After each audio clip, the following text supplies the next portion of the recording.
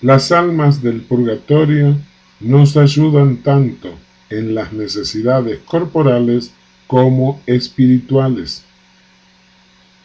Las preocupaciones de sufragar por las almas del purgatorio no es solo un deber de justicia y de caridad, es también un gran beneficio, porque las almas del purgatorio están muy agradecidas por los alivios que les damos y nos protegen.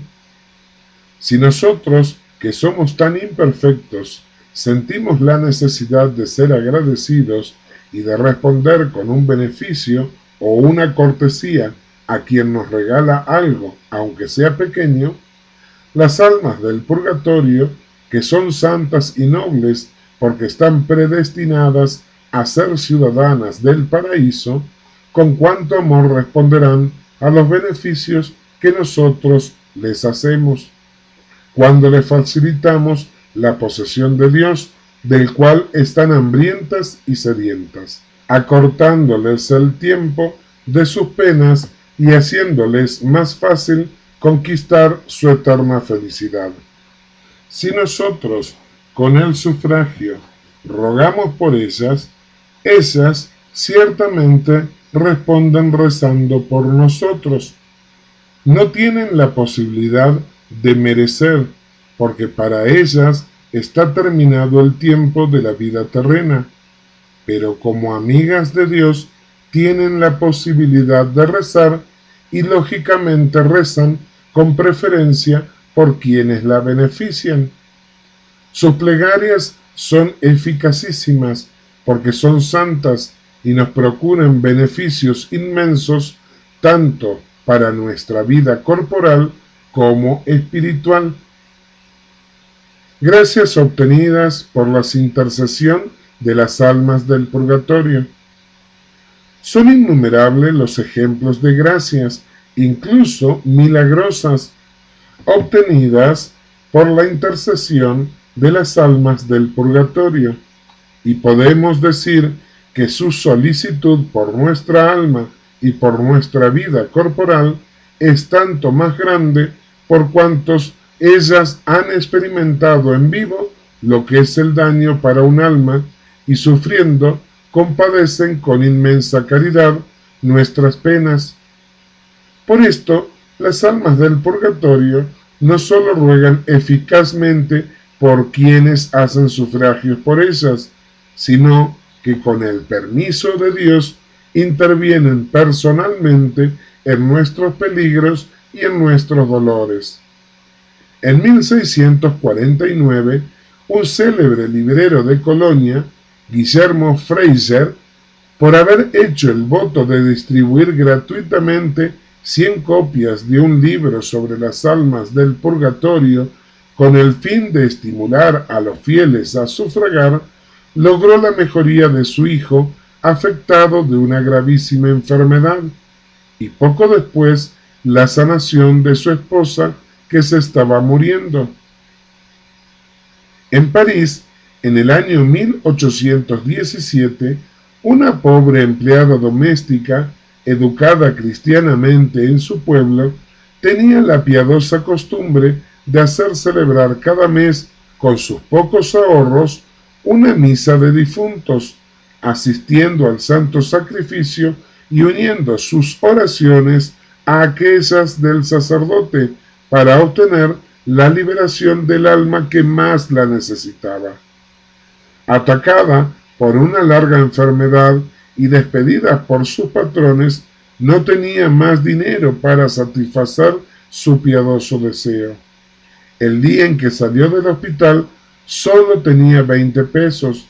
Se encomendó con mucha fe al Señor y se puso a buscar empleo. Habiendo escuchado de una agencia, se dirige allí con la esperanza de encontrar algún trabajo. Al pasar frente a una iglesia, se acordó que aquel mes no había mandado a celebrar la misa acostumbrada, pero no teniendo más dinero que 20 pesos, vacila para privarse de ellos, pero triunfa en ella la piedad, y entrando en la iglesia, donó los 20 pesos que en aquel tiempo era la ofrenda fijada para una misa, y la hace celebrar asistiendo con fervor y rogando a la divina providencia que no la abandone. Salió de la iglesia preocupada y afligida por su mísero estado. Proseguía su camino cuando se encontró con un joven alto, pálido y de noble aspecto, el cual se acercó a ella y le dice: «Usted busca empleo, ¿verdad?». «Sí, mi señor», responde la mujer. «Bien, vaya a la calle X, número X, cerca de la señora X, y se encontrará dónde colocarse». Y desapareció entre la gente sin darle tiempo para agradecerle. La buena mujer se dirigió de inmediato a la dirección señalada por el joven, y al subir la escalera ve descender a una empleada doméstica con un paquete bajo el brazo.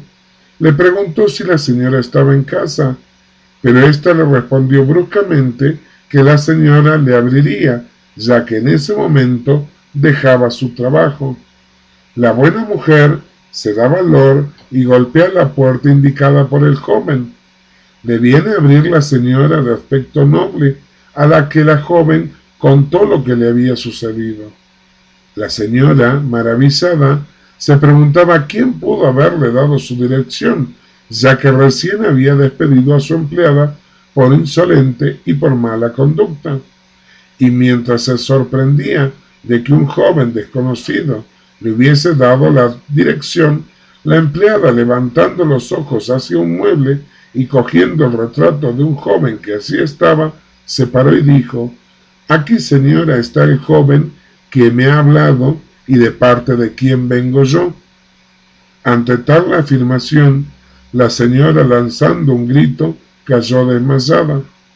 Apenas vuelta en sí, se lanzó al cuello de la joven y, abrazándola con efusión, le dijo: «A partir de este momento, yo te considero como mi querida hija y no como empleada, porque fue mi hijo, el que yo perdí hace 2 años atrás, quien te mandó, y se debe a la misa que tú mandaste a celebrar por su liberación del purgatorio.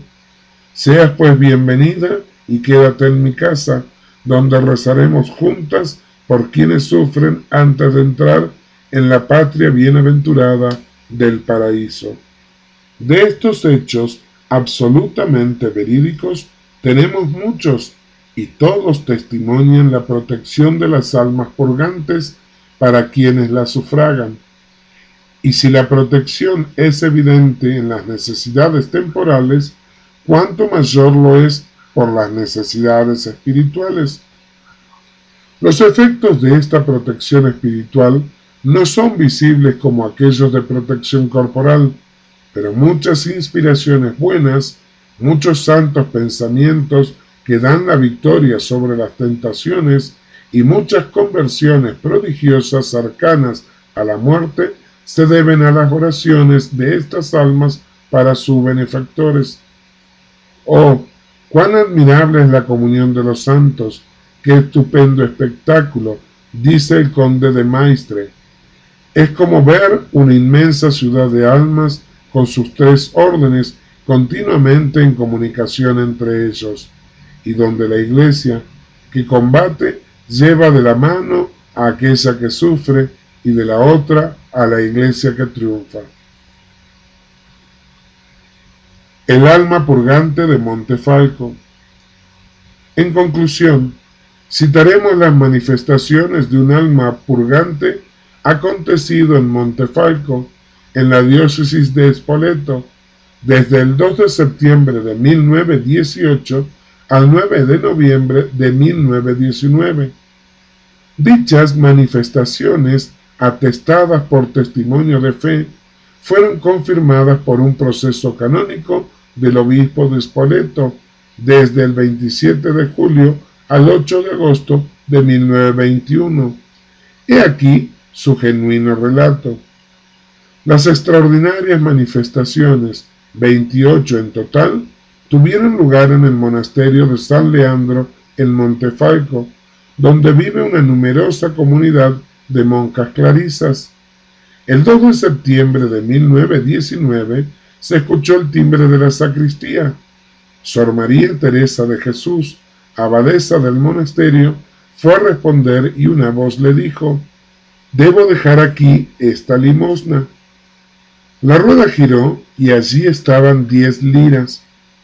Habiendo preguntado la abadesa si debían hacerse unas u otras oraciones o hacer celebrar misas, se le contestó: «Sin ninguna obligación». La abadesa preguntó: «¿Me permite? ¿Quién es usted?». La voz respondió: «No corresponde saberlo». La voz era amable, pero lejana y apurada. El hecho se repitió el 5 de octubre, 31 de octubre, 29 de noviembre, 9 de diciembre de 1918, el 1 y el 29 de enero de 1919, del mismo modo, y siempre fue dejada la misma suma de 10 liras en la puerta. Preguntando a la abadesa si habría de decir oraciones, la respuesta fue: «La oración siempre es buena». El 14 de marzo, época de examen, alrededor de las 20 horas, el timbre sonó 2 veces, y habiendo ido a contestar la abadesa, encontró 10 liras en la puerta, pero nadie respondió a su pregunta. La puerta externa estaba cerrada y las llaves las tenían las madres. Fue llamada la portera y se hizo revisar la iglesia, pero no se encontró a nadie. Desde aquella noche, las madres comenzaron a pensar que aquel que hacía las limosnas no era una persona de este mundo. El día 1 de abril, al igual que anteriormente, fueron traídas otras 10 liras y la voz por primera vez pidió oraciones por un difunto. El 2 de mayo se realizó la 10ª manifestación. Poco antes del silencio monacal, alrededor de las 21:30 horas, se escuchó el timbre. 4 de las madres acudieron a contestar: la abadesa, Sor María Francisca, Sor Amante de San Antonio y Sor Angélica Ruggeri. Encontraron sobre el torno es una puerta giratoria de los conventos y claustros, 20 liras, 2 papeles puestos en forma de cruz. La puerta externa estaba cerrada. El 25 de mayo, 4 de junio y 21 de julio se encontraron 10 liras cada vez, sin saber de dónde podían haber venido. El 7 de julio, cerca de las 14 horas, en horario de retiro, sonó 2 veces el timbre, pero la abadesa, creyendo que eran los niños de la iglesia, no quiso responder. Una voz fuera de la pieza dijo: «Han tocado el timbre de la sacristía». Fue a contestar inmediatamente y escuchó a la extraña voz decir: «Aquí dejo 10 liras para oraciones». Ella preguntó: «En nombre de Dios, ¿quién es?». La voz responde: «No me es permitido decirlo». Y no escuchó nada más. Preguntó después a las otras religiosas quién la había llamado, pero ninguna de ellas lo había hecho. El 18 de julio, después del silencio de la tarde, cerca de las 21:30 horas, bajó la abadesa a cerrar la puerta, que estaba abierta.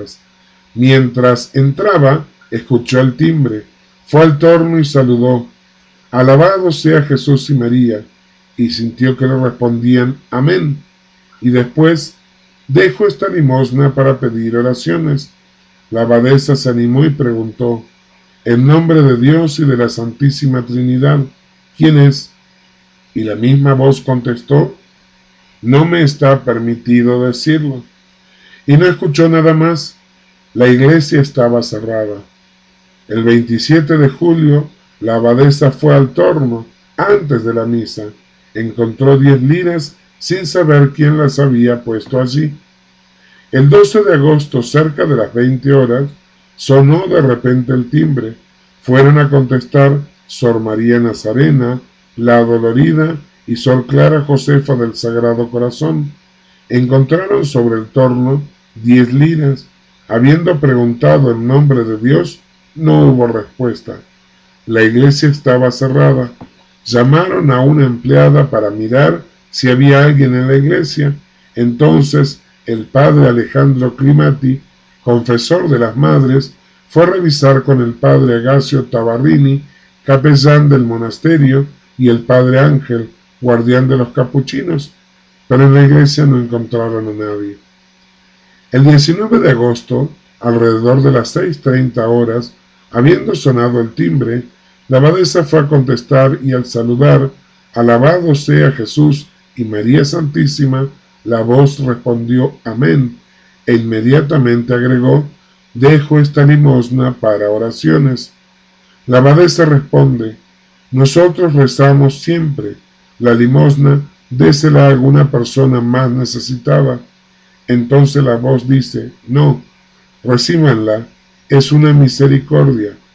Y la abadesa pregunta, ¿es permitido saber quién es? La voz respondió, soy siempre la misma, y no se escuchó nada más. Dejó 10 liras. Otro tanto sucedió el 28 de agosto, 4 de septiembre, pero a las preguntas de la abadesa no respondió nadie. El 16 de septiembre, alrededor de las 21:15 horas, la abadesa cerró el dormitorio y escuchó sonar el timbre. Fue a contestar con otra madre. Nadie habló, pero sobre el torno estaban las 10 liras. Dudando la abadesa en tomar el dinero, le respondieron, tómelo, es para satisfacer a la justicia divina. La abadesa hizo repetir a su misterioso interlocutor la oración.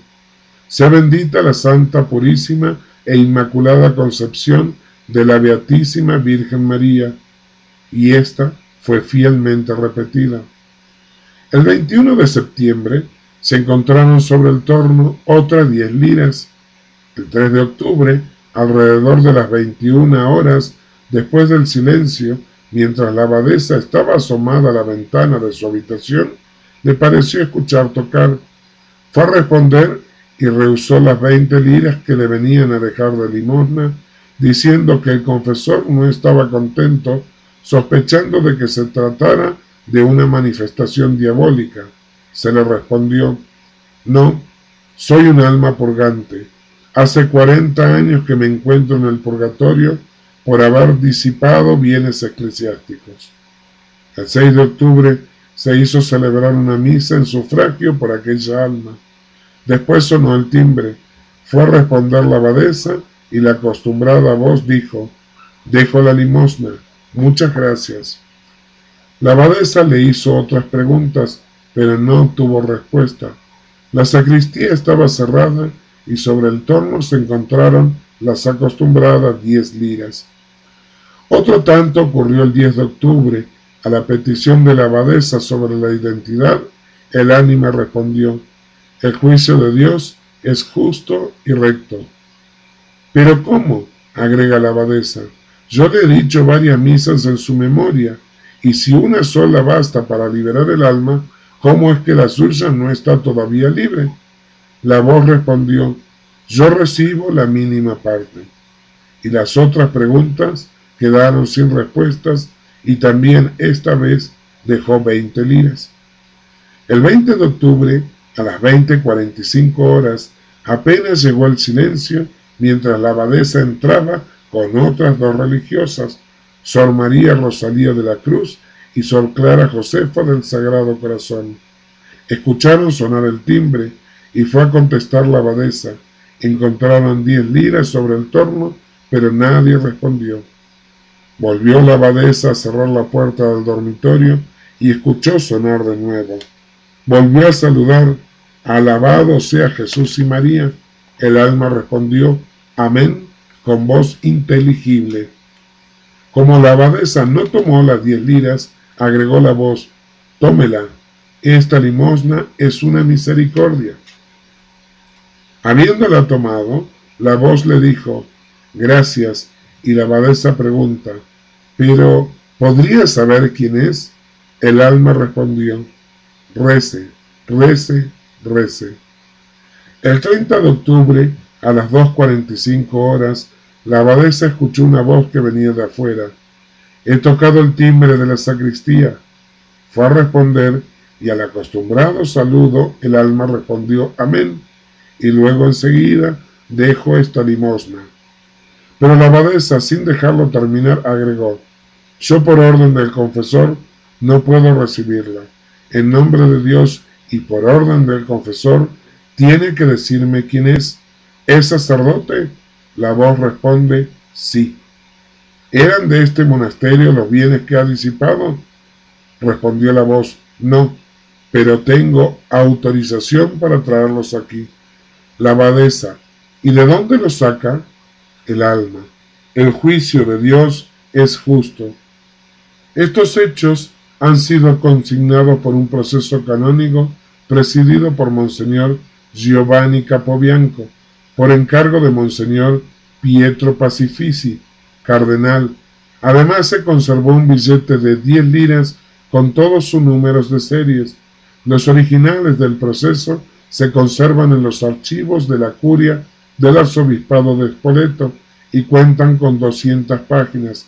La sacristía donde ocurrieron todos estos hechos fue transformada en capilla dedicada al sufragio por las almas del purgatorio, en especial de los sacerdotes difuntos. Fue bendecida el 26 de febrero de 1924 y es un centro de fervorosas oraciones para las almas del purgatorio.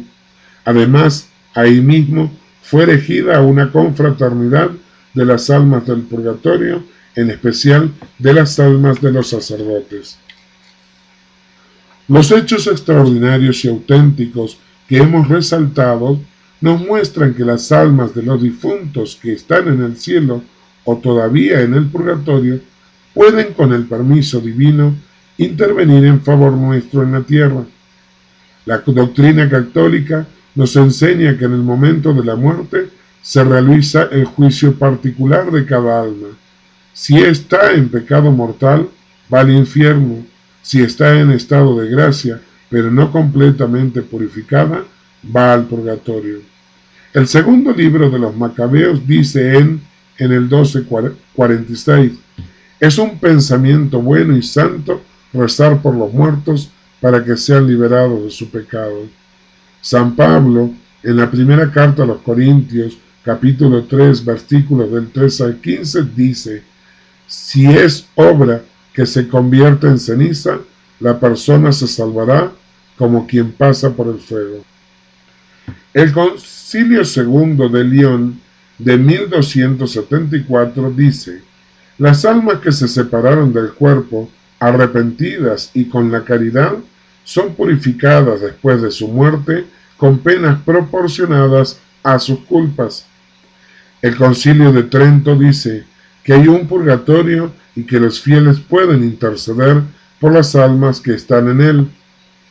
En la Iglesia tenemos una tradición constante con respecto al purgatorio, como lo manifiesta la liturgia, que desde los tiempos antiguos hace rezar por los muertos para que sean liberados de sus pecados.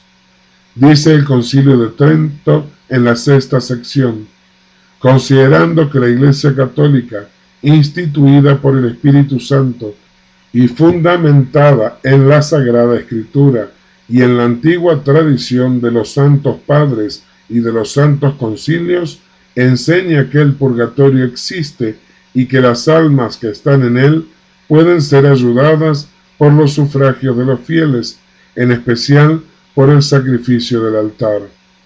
El Santo Concilio prescribe a los obispos que velen para que la sana doctrina del purgatorio sea creída, profesada y afirmada por los fieles, y que les sea predicada con celo.